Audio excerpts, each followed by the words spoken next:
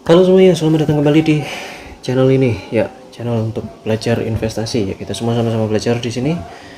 eh Ya, ini adalah lanjutan dari video tentang NVDA atau Nvidia kemarin, ya, di tanggal 22. Sempat di video kemarin kan saya bilang memang agak cenderung turun ya nantinya ya. Ini time frame D1.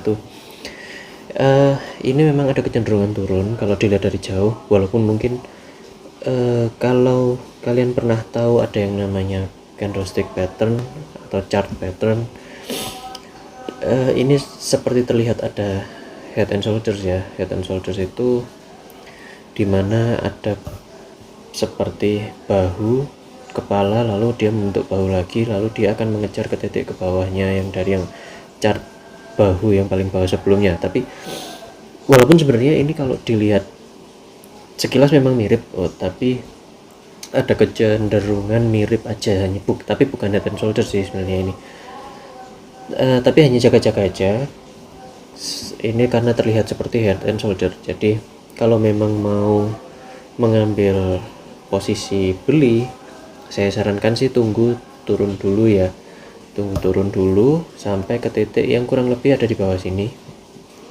Tapi ini masih lama karena ini kan candle D1, jadi satu candle ini ya menghabiskan waktu untuk terbentuknya itu akan terbentuk selama 1 hari baru membentuk candlestick selanjutnya. Nah,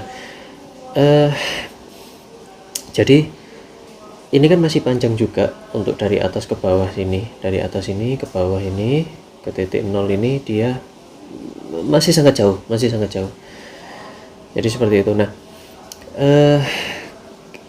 jadi kalau mau ambil opsi buy sebenarnya sih kalau saya sarankan sih ada dua kemungkinan di sini ya. Nunggu di bawah dulu ini sampai ke titik paling bawahnya. Mungkin bisa jadi di titik ini ya, paling bawahnya malah. Di titik ini, di titik ya kurang lebih di titik 92 ini.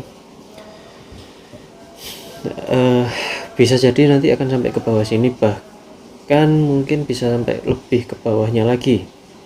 Karena itu titik ini ya, titik rendahnya di headnya ini ya, kepalanya ini ya, gitu. Atau bahkan mungkin malah bisa mengejar titik yang ini. Mungkin bisa mengejar titik yang ini malah sebenarnya, yang di bawah sini. Nah, ini kurang lebihnya sih ini di titik 76 kurang lebihnya, bisa jadi mengejar titik itu. Tapi kalau saya perhatikan sebenarnya sepertinya sih untuk titik yang jadi pivot point yang cukup kuat adalah yang 92 ini, karena di sebelumnya ini juga ada support resisten di sini, lalu diikutin oleh dua support titik pivot point ini ya, dua ini. Menurut saya sih ini akan menjadi titik yang kuat, tapi ya nanti dilihat lagi. Kalau semisal sampai titik ini dan dia tidak menembus ke bawah, tidak break body, break apa ya istilahnya, ada candle bearish yang lepas di bawahnya garis 92 ini, pokoknya tidak terjadi hal seperti itu, kemungkinan dia akan pivot pointnya di situ, akan pivot point kembali menjadi naik. Tapi kalau ada break body itu tadi yang lepas itu di candle bearish yang lepas dari di bawahnya titik 92 itu tadi, bisa jadi malah mengejar titik yang bawahnya yaitu 76 itu. Nah,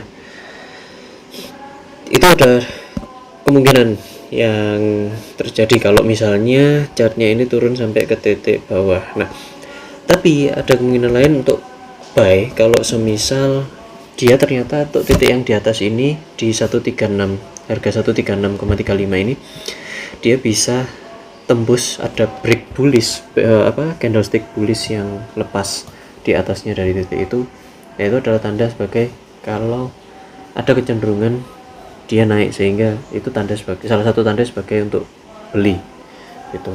Tapi ini masih lama ya karena ini candlestick 1 hari. Nah, lalu bagaimana dengan candlestick yang di bawahnya D1? Misalnya di H4. Contohnya di H4.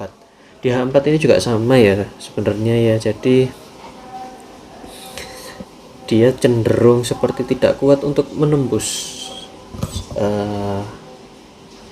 support resisten ini terlihat ada garis di sini, ini kelihatannya ada datar di sini ya, ada datar di sini. Nah ini sempat tersentuh oleh shadownya inverted hammer di sini.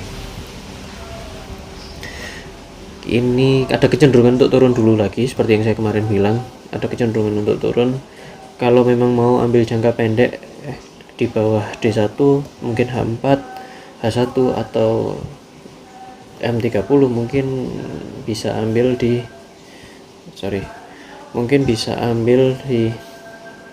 ini ya, sekitar 618 ini ya, karena ada support resisten di daerah sini yang mungkin ya sekiranya mungkin agak cukup kuat ya, di harga sekitar 122 ini, 122 1120 gitu. Oke, itu untuk di H4. Lalu bagaimana dengan H1 nya ya?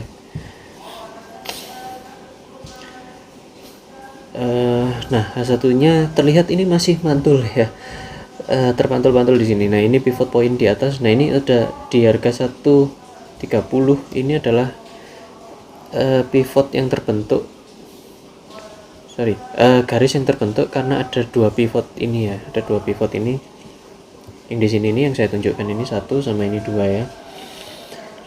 Ini ada kemungkinan untuk tertembus ya, karena sepertinya kok ini trennya kuat untuk turun, walaupun ini hanya prediksi saya ya, tapi kalaupun dia turun ya kemungkinannya dia akan mantul di daerah 122 ini.